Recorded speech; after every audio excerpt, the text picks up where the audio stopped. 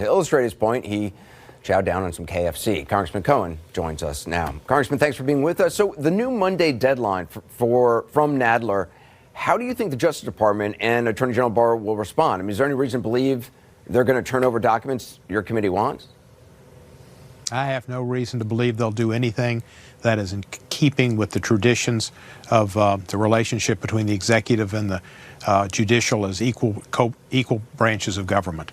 I think they will stonewall at all costs because they know that they can't give up information and data, or their president will be exposed for the type of person and the actions he's undertaken. So Chairman Nadler has talked about moving to contempt proceedings if the Attorney General doesn't comply. What would that actually look like? Well, I hope it would be inherent contempt, because in inherent contempt, we'd go out and take him and bring him in and have him personally brought to the House. If it's a civil, you actually want to send out like contempt, the Sergeant at Arms and force the Attorney General to come? Yes, because otherwise it's up to the Justice Department. The Justice Department is not going to do anything to take a contempt citation from us and enforce it against their boss. So, you know, you've got an impossible situation there, and it leaves us no other alternative except to use our Sergeant at Arms and to bring him in. He is being utterly contemptuous of Congress.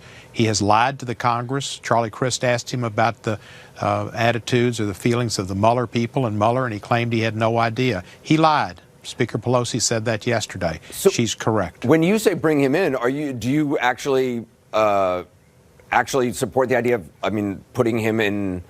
Are you talking about just having him sit for a hearing, or locking him up somehow? You have to have him sit for a hearing, and I think you have to have him locked up unless he agrees to participate and come to the hearing. Either that, or have him be in a room with somebody like Mike, what's his name, Gates, just the two of them. That might be more difficult punishment. But do you actually believe that your committee is going to order the Attorney General of the United States to be arrested by the Sergeant of Arms and put in jail? I don't know what we'll do, but we can't just go to the Justice Department. It's meaningless. I mean, it shows that we want to hold him in contempt, but the fact is he won't be held in contempt because the Justice Department is not going to enforce a contempt citation against their boss. It's just not going to happen.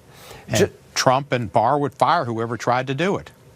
Have you talked about this with everybody on the committee, or do your colleagues support this? No, it's strictly up to Chairman Nadler, but I think this is the most contemptuous conduct towards Congress we've ever had. He's lied to Congress. He's refused to attend. He's tried to dictate the terms of oversight, and that's never happened before. We've had lots of precedent for counsel questioning people in hearings, not just impeachment hearings, but hearings of all kinds. We had it in Whitewater. We've had it in many types of hearings. We had it back in the McCarthy era. Bobby Kennedy questioned people. In Whitewater, Richard Benvenisti and Michael Chertoff questioned people. It's a much more adept way to question somebody when you can follow up on your questions and not be cut off and not be filibustered. And he was afraid of it, and that's why he didn't come in. If it actually came to you sending the Sergeant of Arms, or committee sending the Sergeant of Arms to apprehend and arrest the Attorney General, isn't that handing Republicans an incredible thing to point to as Democratic overreach? I mean, that they went after you for the chicken stunt yesterday, and it gave them talking points that you weren't taking this whole thing seriously. I don't think anybody was as adverse to what I did with the chicken. Anybody who had a modicum of a sense of humor or a modicum of intelligence or understanding liked it. Those that failed in those two criteria didn't. And for those people, get a life. Congressman Cohen, I appreciate your time. Thank you very much. You're welcome. For more on the subpoena fight, we're joined by CNN legal analyst Preet Bharara.